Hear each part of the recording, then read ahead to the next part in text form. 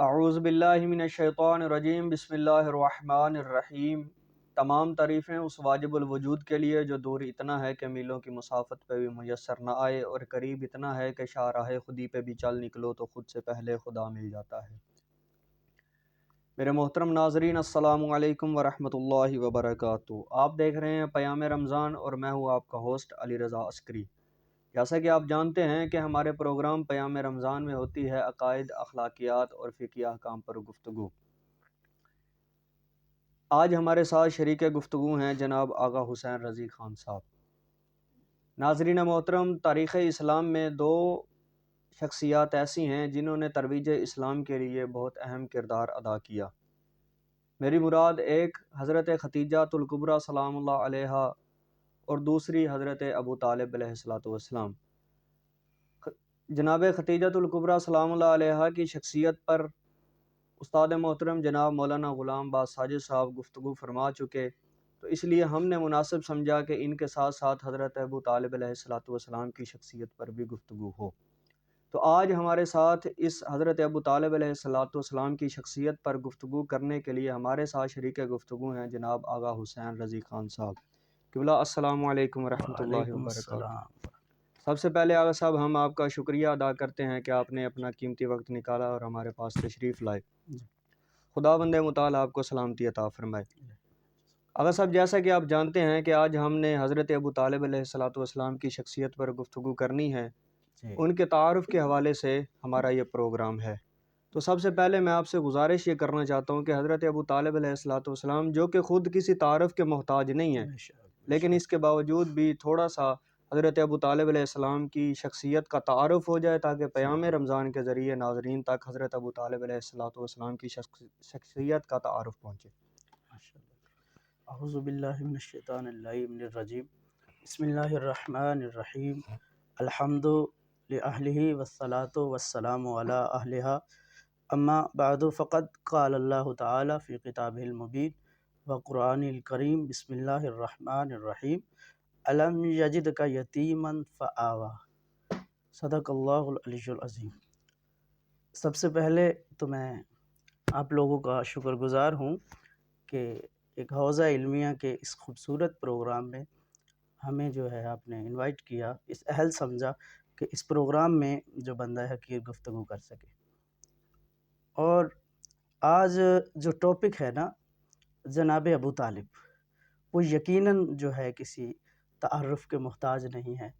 تاریخ، سیرت، روایات ان کے جو ہے نا احسان گنوا گنوا کے تھک چکی ہے، لیکن جو ہے یہ وہ عظیم شخصیت ہیں، یہ وہ ہستی ہیں کہ جن کو قدرت نے، خداوند متعال نے اپنے محبوب کا محب بنایا، سبحان اور اللہ، اپنے محبوب کا محبوب بھی بنایا۔ سبحان اللہ۔ اور یہ وہ عظیم ہستی ہیں کہ روح زمین پر جب جناب محمد کو، رسول اللہ صلی اللہ علیہ وآلہ وسلم کو کوئی جانتا بھی نہیں تھا، اس ہستی کو اللہ نے ان کا ثنا خواں بنایا۔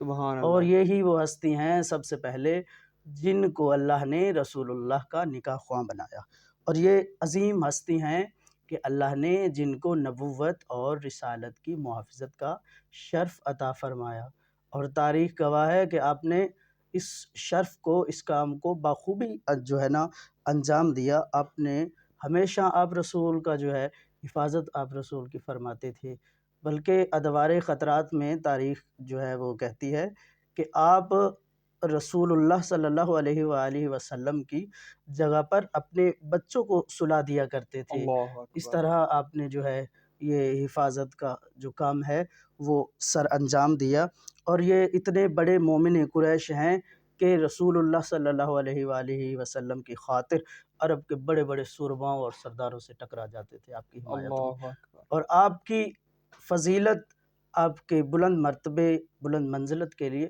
آپ کا یہ ایک جملہ کافی ہے کہ آپ نے فرمایا کہ اے حبیب، آپ ان کافروں کی باتوں میں نہ آئیے گا، ان کا غم نہ کیجیے گا، خدا کی قسم جب تک ابو طالب کے دم میں دم ہے، یہ سارے کافر مل کر بھی آ جائیں تو آپ تک نہ پہنچ پائیں گے۔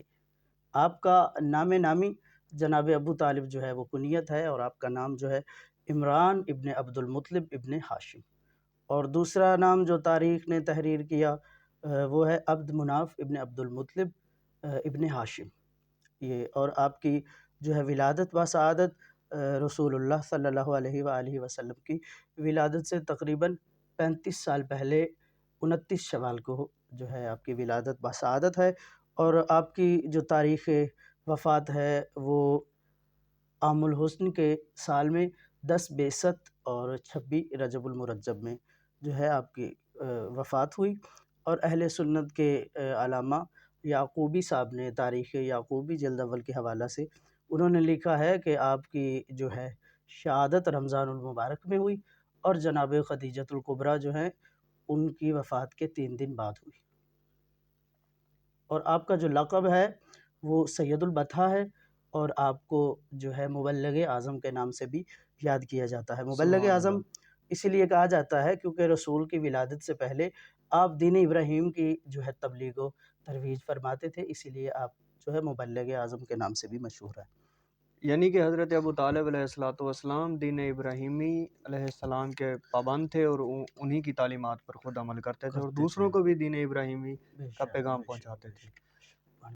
ماشاءاللہ آغا صاحب، آپ نے حضرت ابو طالب علیہ السلام کی شخصیت کا بہترین تعارف کروایا اور بہترین خوبصورت انداز میں یہ فرمایا کہ یعنی سب سے پہلے ثنا خان مصطفیٰ بھی حضرت ابو طالب علیہ السلام ہے، اور دین ابراہیمی علیہ السلام کے بھی کاربند شخصیت حضرت ابو طالب علیہ السلام۔ تو میرا آپ سے دوسرا سوال یہ ہے کہ کیا قرآن مجید میں حضرت ابو طالب علیہ السلام کا ذکر ہے؟ یعنی قرآن میں جی، حضرت ابو طالب علیہ السلام کی جو عظمت پر شان بھی کوئی جو گفتگو عظمت ہو ہے، سکتی ہے؟ جی بالکل جو ہے، اسی لیے میں نے یہ جو ہے آیت تلاوت کی، علم یجد کا یتیمن فآویٰ والی۔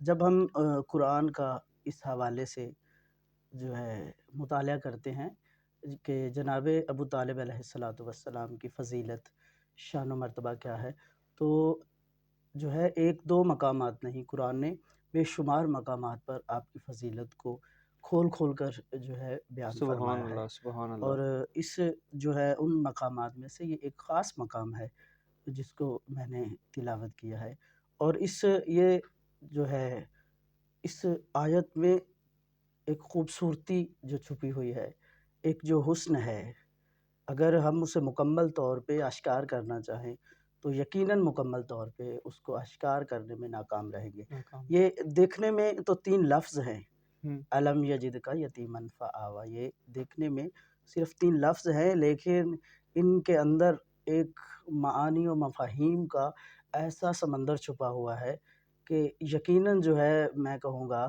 اگر مبالغہ آرائی نہ ہو تو معصومین کے جو ہے علم کے علاوہ عام جو شخص ہے اس کو مکمل طور پر بیان نہیں کر نہیں سکتا۔ کر سکتا۔ بے اور شک، بے شک، یہ تو قرآن کا معجزہ ہے۔ بے شک قرآن کا یہ معجزہ ہے۔ اور جو ہے اللہ تعالیٰ نے قرآن مجید میں، فرقان حمید میں کئی مقامات پر اپنے احسانات کا تذکرہ فرمایا، اور ایسے ہی نہیں فرمایا بلکہ قسمیں کھا کر جو ہے رسول کو اپنے احسانات گنوائے، اور ان احسانات میں سے اللہ تعالیٰ نے ایک یہ احسان جو ہے گنوایا کہ علم یجد کا یتیمن فآویٰ، سبحان اے اللہ۔ نبی خدا، اے نبی، ہم نے تمہیں یتیم پایا، فآویٰ تو پس پناہ دی، کیا ہم نے تجھے یتیم نہ پایا، پس پناہ دی۔ تو اللہ تعالیٰ جو ہے فرما رہے ہیں کہ آپ جب یتیم تھے تو ہم نے پناہ دی، اللہ فرما رہے ہم نے پناہ دی۔ تو تاریخ اسلام گواہ ہے، اہل سنت بغیر کسی جو ہے اختلاف کے، بغیر کسی اختلاف کے متفقن علیہ بات جو ہے وہ میں کر رہا ہوں کہ تقریباً کم و بیش جو ہے 42 ایئر یعنی کہ 42 سال رسول اکرم صلی اللہ علیہ وآلہ وسلم جناب ابو طالب کے جو ہے سائے میں رہے، جناب ابو اللہ طالب اکبر، کی پناہ میں رہے، اور جناب اللہ اکبر، ابو طالب نے پناہ دی۔ اللہ اکبر۔ تو اس سے ایک بات تو جو ہے اللہ تعالیٰ نے اپنی پناہ جو ہے جناب ابو طالب کو قرار دیا کہ جناب ابو طالب کی پناہ جو ہے وہ ان کی پناہ نہیں بلکہ میں خدا ہوں، میری پناہ ہے وہ۔ اللہ اور ایک بات تو اس آیت سے یہ ظاہر ہو گئی، یہ آشکار ہو گئی کہ ابو طالب کسی ایک فرد کا، کسی ایک شخصیت کا نام نہیں ہے، ہم۔ کسی ایک عرب سردار کا نام نہیں ہے، بلکہ ابو طالب ایک بہت بڑے کردار کا نام ہے۔ سبحان اور اللہ۔ ابو طالب جو ہے وہ ایک عام شخصیت نہیں ہے، وہ پناہ خدا کا نام ہے۔ اور دیکھیں اللہ تعالیٰ نے اللہ جو ہے، اکبر، اللہ اکبر۔ آپ نے جو ہے اللہ تعالیٰ نے فرمایا کہ وہ جو ہے میری پناہ میں ہیں آپ۔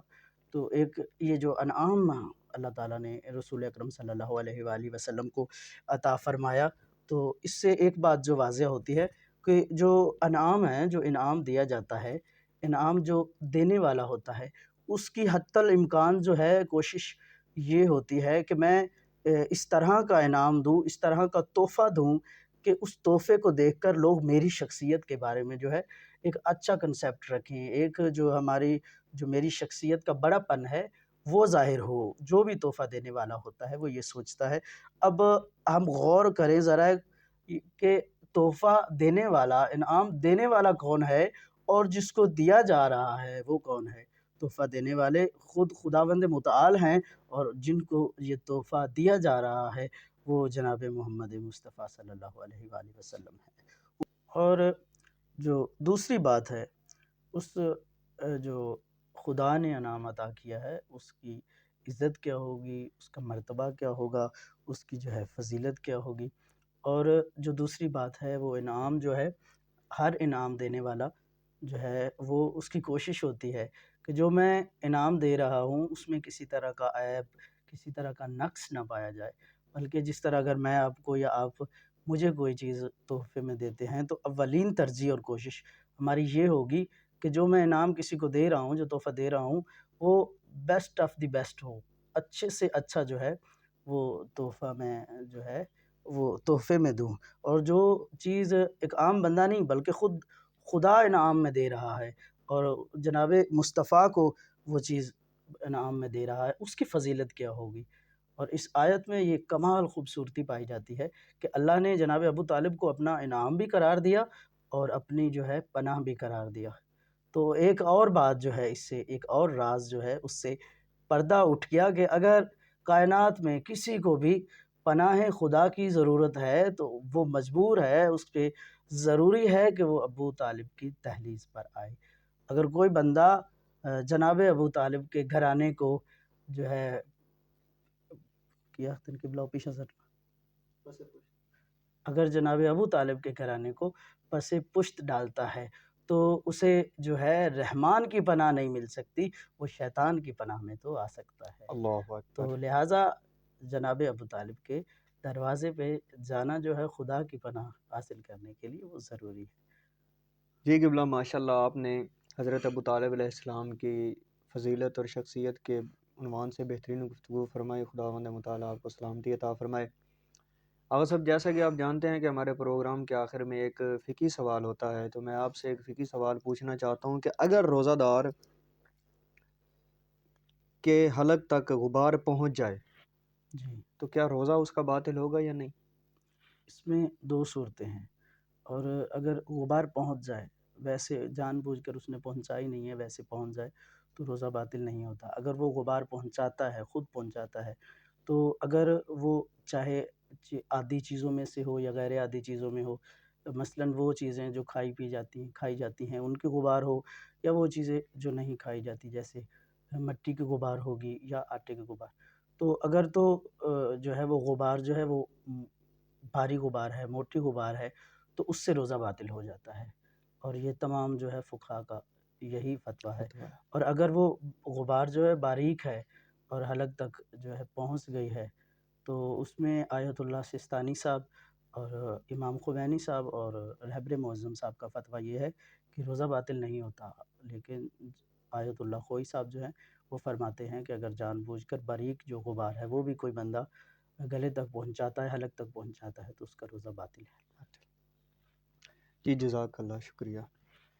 ناظرین، جیسا کہ آپ دیکھ رہے تھے پیام رمضان، اور آج ہمارے ساتھ شریک گفتگو تھے جناب آغا حسین رضی خان صاحب، جامعہ علوم اسلامی کے سینئر طالب علم۔ ہم ان کا شکر گزار ہیں کہ یہ ہمارے پروگرام میں تشریف لائے اور انہوں نے اپنا وقت نکال کر ہمارے ساتھ حضرت ابو طالب علیہ السلام کی شخصیت پر گفتگو فرمائی اور فقہی احکام پر گفتگو فرمائی۔ اسی کے ساتھ پروگرام اختتام کو کرتے ہیں۔ السلام، اللہ نگہبان۔